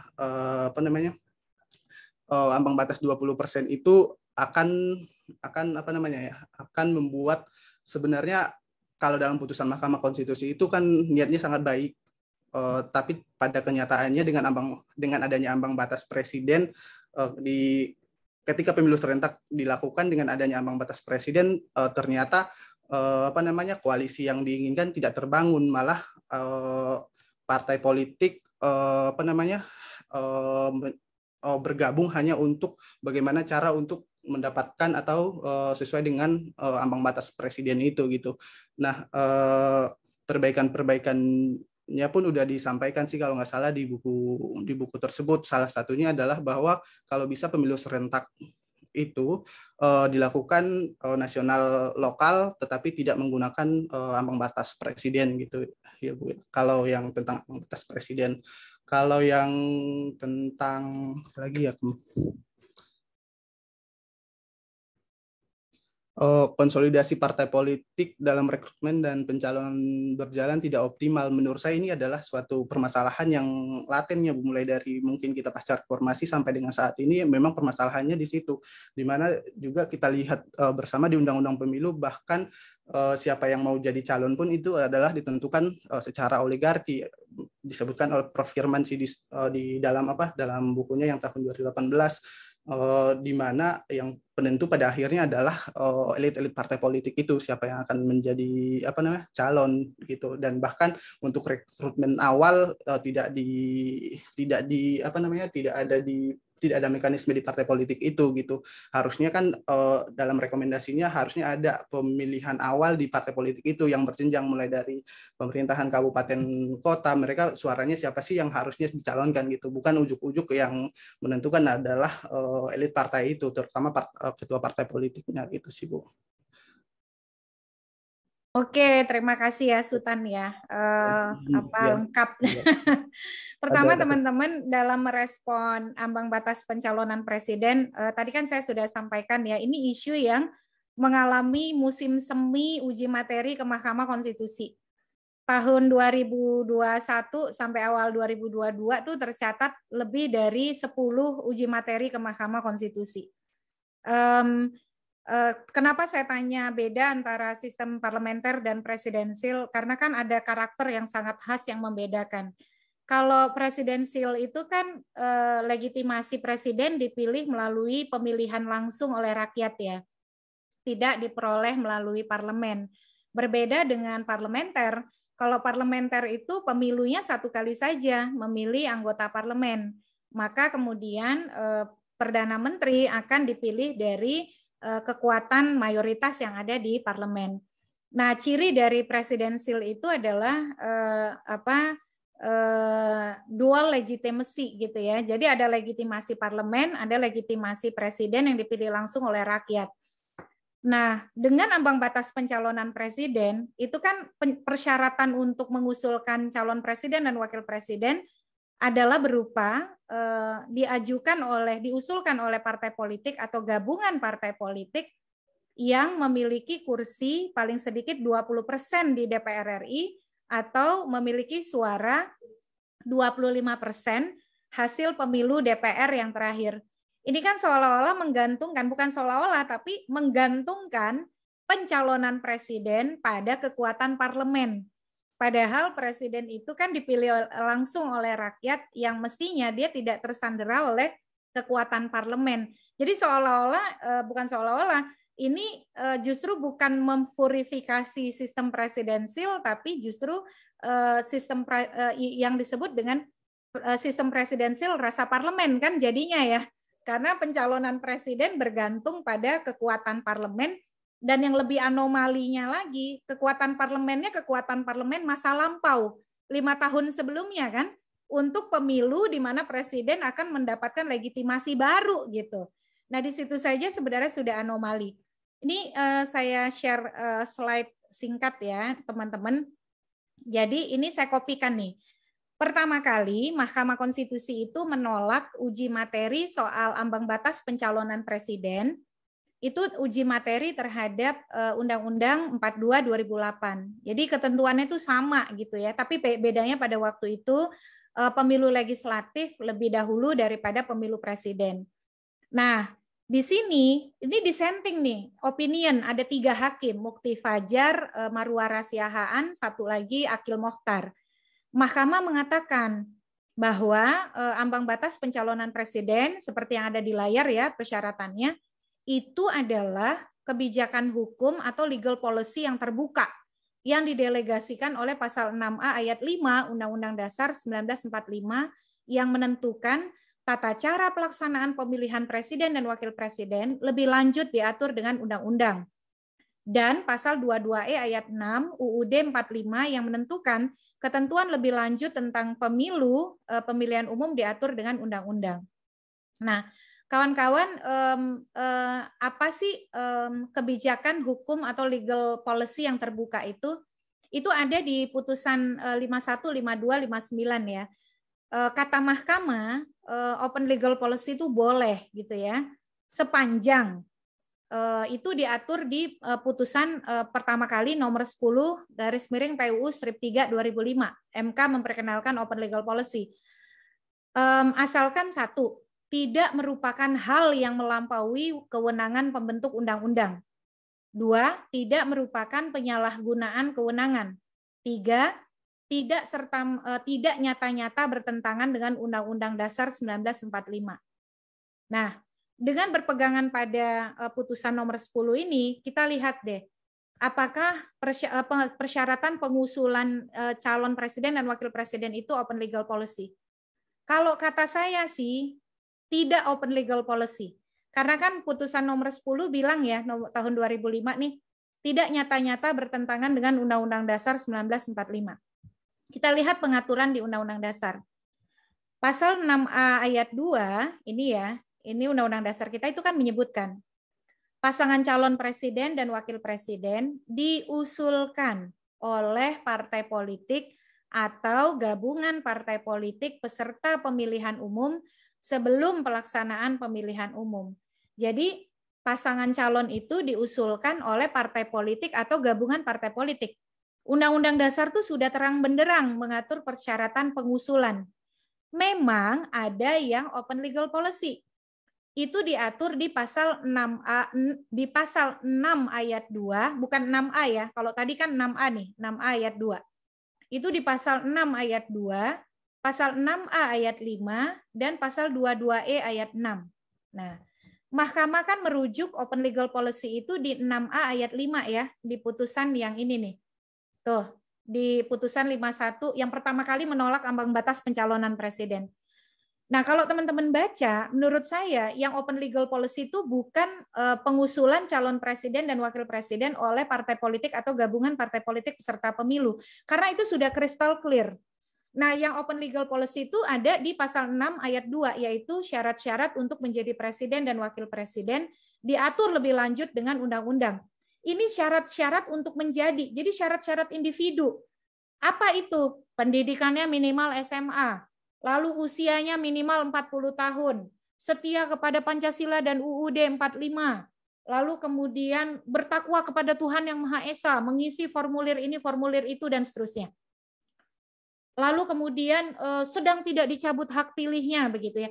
Itulah syarat-syarat untuk menjadi presiden yang open legal policy, yang bisa diatur dengan undang-undang. Karena memang Undang-Undang Dasar tidak mengatur usia, pendidikan, domisili, dan seterusnya. Nah, pasal 6A ayat 5 itu mengatur tata cara pelaksanaan pemilihan presiden dan wakil presiden lebih lanjut diatur dalam undang-undang. Nah, bukan dengan undang-undang khusus ya, tapi dalam undang-undang. Ini maksudnya adalah tata cara pelaksanaan pemilihan. Apakah caranya dicoblos, ataukah dicontreng, surat suaranya apakah berwarna, lalu apakah diberi nomor urut, apakah diberi foto, mendaftarkannya siapa yang mendaftarkan, itu yang disebut dengan tata cara pelaksanaan. Bukan tata cara pengusulan. Karena kalau pengusulan itu sudah ada di pasal 6A ayat 2. Nah, sementara ini tata cara pelaksanaan. Lalu yang pasal 22E ayat 5 itu tentang pemilihan umum, diatur dengan undang-undang. Iya, tentang tahapan itu dibagi berapa lama, lalu setiap tahapan itu apa saja, dan seterusnya batasan, itulah lebih lanjut, begitu ketentuan lebih lanjut. Tapi syarat pengusulan itu sudah terang benderang dalam Undang-Undang Dasar kita. Mestinya tidak diterjemahkan selain dari apa yang ada di dalam pasal 6A ayat 2. Makanya saya mengatakan, soal pengusulan calon presiden wakil presiden, ambang batas pencalonan presiden bukan presidential threshold ya. Itu bukan open legal policy begitu, tetap karena sudah terang benderang di dalam Undang-Undang Dasar kita. Nah, kenapa teman-teman saya minta tolong agar tidak lagi menyebut presidential threshold, karena istilah presidential threshold secara universal itu adalah untuk persyaratan keterpilihan presiden. Itu diatur di pasal 6A ayat 3 dan pasal 6A ayat 4. Bahwa presiden itu untuk bisa terpilih dan mendapatkan kursi harus memperoleh 50% plus 1 dari jumlah suara dengan sebaran sedikitnya 20% suara di setiap provinsi yang tersebar di lebih dari setengah jumlah provinsi di Indonesia. Kalau tidak ada yang mencapai, maka masuk ke putaran kedua. Karena kalau nanti misalnya paparan atau presentasi di depan akademisi atau scholar internasional ya, mereka kebingungan tuh kalau kita menggunakan istilah presidential threshold untuk persyaratan nominasi presiden atau presidential nomination requirements atau threshold gitu ya. Jadi jangan lagi pakai presidential threshold karena itu sebenarnya presidential threshold adalah persyaratan perolehan suara untuk menjadi calon presiden dan wakil presiden terpilih atau persyaratan perolehan suara untuk mendapatkan kursi presiden dan wakil presiden terpilih. Nah, yang 20% atau 25% itu adalah persyaratan ambang batas pencalonan, gitu ya. Nah, bagaimana kalau untuk ingin memenangkan MK, gitu ya? MK itu sebenarnya kita sudah punya modal 22 hakim ya, Soehartoyo dan Saldi Isra, yang secara substansi menganggap ambang batas pencalonan presiden itu inkonstitusional. Kalau soal legal standing, kedudukan hukum, sebenarnya dari NGO, dari warga masyarakat itu juga bisa punya legal standing. Perludem itu 2 kali mengajukan uji materi ke Mahkamah Konstitusi dan dua-duanya ditolak ya. Tapi legal standingnya diakui karena kenapa? Karena kan di dalam ADART disebutkan kami berjuang untuk sistem pemilu yang bebas dan adil. Jadi adanya pasal 222 itu tentu bertentangan dengan misi lembaga yang ingin sistem pemilu yang bebas dan adil. Dan kalau kita lihat ambang batas pencalonan presiden itu satu-satunya tuh di dunia yang diberlakukan seperti di Indonesia merujuk pada kekuatan parlemen masa lampau dan diberlakukan di tengah sistem pemilu serentak. Pemilu serentak itu kan artinya bukan membarengkan semua jenis pemilu ya, tetapi pemilu serentak itu adalah menggabungkan pelaksanaan 2 jenis pemilu yang berbeda. 2 jenis pemilu yang berbeda itu yaitu eksekutif dan legislatif dalam waktu, hari dan tanggal yang sama gitu. Jadi kalau misalnya Pilkada 2024, apakah itu bisa disebut pemilu serentak? Tidak bisa, karena yang digabungkan itu semua sejenis, yaitu pemilihan eksekutif lokal. Tapi kalau pilkadanya digabungkan dengan pemilu DPR, dengan pemilu DPRD, baru dia menjadi pemilu serentak. Jadi pemilu serentak itu adalah penggabungan pelaksanaan 2 jenis pemilu yang berbeda dalam waktu yang sama. Nah, kalau dia eksekutif dengan legislatif, maka disebut pemilu serentak. Tapi kalau hanya antara eksekutif, dia tidak bisa disebut pemilu serentak. Kalau bahasanya Profesor Ramlan Surbakti itu disebut dengan pemilu borongan katanya ya, memborong pemilu di waktu yang sama gitu. Nah, kira-kira begitu Mas Taslim. Nah, soal tadi ya, bagaimana di Economist Intelligence Unit, saya kira ini perlu kajian mendalam dari teman-teman. Kan di Economist itu mengatakan peningkatan indeks itu karena dengan adanya putusan MK menunjukkan lembaga peradilan kita itu mandiri gitu ya. Dengan menyatakan bahwa Undang-Undang Ciptaker itu inkonstitusional bersyarat. Nah, itu indikasi bahwa peradilan kita mandiri. Tapi ekonomis tidak holistik melihatnya tuh. Kalau menurut saya, kenapa? Kenapa sampai ada uji materi Undang-Undang Ciptaker ke MK? Karena pembuat undang-undang akibat kekuasaan yang terpusat, yang diborong masuk semua kabinet, kontrolnya kan melemah. Akhirnya jadilah Undang-Undang Ciptaker gitu. Jadi ekonomis ini melihatnya makro saja. Hanya melihat politik akomodasi secara makro oleh Jokowi, tapi tidak melihat mikro dampaknya pada kebijakan-kebijakan yang dibuat itu cenderung tanpa kontrol. Sebenarnya bukan hanya Undang-Undang Ciptaker kan, Undang-Undang KPK, Undang-Undang Minerba, Undang-Undang Mahkamah Konstitusi begitu, dan termasuk juga undang-undang yang belum IKN. Belum dikasih nomor sudah diuji ke Mahkamah Konstitusi. Salah satu faktornya kalau kita sama-sama bedah kan karena minimnya fungsi kontrol terhadap proses pembuatan undang-undang yang di dalam putusan MK soal Undang-Undang Ciptaker dibahasakan oleh MK. Seharusnya pembuatan undang-undang itu dilakukan dengan partisipasi yang bermakna kan. Nah, partisipasi yang bermakna itu berarti kan tidak meninggalkan warga gitu. Kenapa kemudian Undang-Undang Ciptakernya dibatalkan MK? Karena proses pembuatannya yang meninggalkan partisipasi publik dan tidak ada kontrol parlemen karena kekuasaan parlemen yang terpusat pada dukungan akibat politik akomodasi yang dilakukan oleh Presiden Joko Widodo. Makanya waktu ditanya Tempo saya jawab ya ada indikator yang digunakan ekonomis yang sebenarnya saling kontradiktif gitu. Saling berkontradiksi antara Undang-Undang Ciptaker dengan politik akomodasi.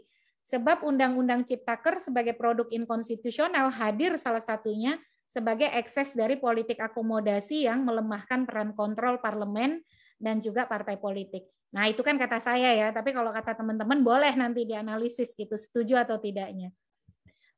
Kawan-kawan ini sudah 14.45. Kalau masih ada pertanyaan, saya beri satu pertanyaan lagi.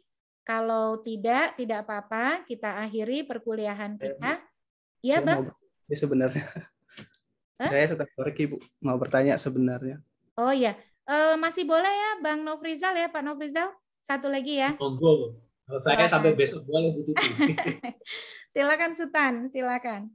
Saya, Bu, terima kasih banyak, Bu Titi, atas kesempatan yang diberikan. Saya sebenarnya lebih melihat secara umum gitu sih, Bu. Nah, dari permasalahan yang tadi disampaikan bagaimana dan keadaan demokrasi kita saat ini, gimana keadaan pemilu kita saat ini, kan ada banyak hal yang perlu dievaluasi dan pada akhirnya ternyata nggak jadi diperbaiki melalui peraturan perundang-undangan gitu sih, Bu. Nah, ini kan sebenarnya hal yang terjadi di negara kita yang dengan sistem demokrasi, tetapi sepertinya nggak demokrasi gitu sih, Bu. Kita udah tahu sebenarnya permasalahan-permasalahan yang ditimbulkan, apa akibat-akibatnya sebagaimana juga Ibu sampaikan, tapi pada akhirnya perbaikan itu tidak akan terjadi gitu. Nah, mungkin banyak kalangan yang mengatakan mungkin kalau para ahli politik akan menyampaikan sebenarnya permasalahannya di partai politik itu, elit-elit kita yang tidak mau memperbaiki itu gitu.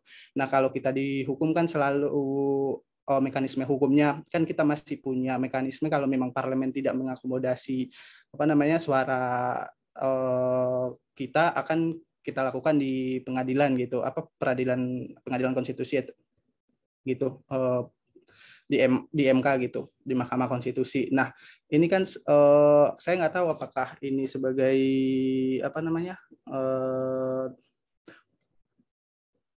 apa ya sebutannya. Ini adalah permasalahan-permasalahan yang mungkin Bu Titi tahu, permasalahan-permasalahan yang sudah terjadi mulai dari pemilu pasca reformasi sampai dengan saat ini gitu. Nah, suara-suara kita itu untuk memperbaiki, bagaimana kan semua harus diperbaiki mulai dari sistem pemerintahannya, kemudian Mas Sultan, mohon maaf Mas Sultan karena waktunya udah habis. Boleh pertanyaannya langsung Mas, to the point. Oh iya. Siap Pak. Terima kasih. Nah, menurut Bu Titi cara untuk memperbaiki itu sebenarnya bagaimana gitu sih sebenarnya Bu? Oke, baik. Terima kasih Mas Sultan. Ini sebenarnya bisa jadi tema diskusi tersendiri ya. Tapi singkat saja. Iya betul bahwa salah satu problem besar kita adalah pada demokratisasi partai politik. Mengapa misalnya salah satu dorongannya adalah karena hampir tidak ada ruang-ruang bernegara kita dan pemerintahan kita yang tidak dimasuki oleh partai politik.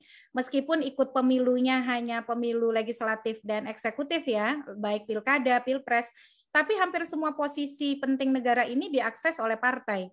Selain dari presiden, DPR, DPRD, kepala daerah, mau jadi hakim MK lewat partai politik yang ada di DPR.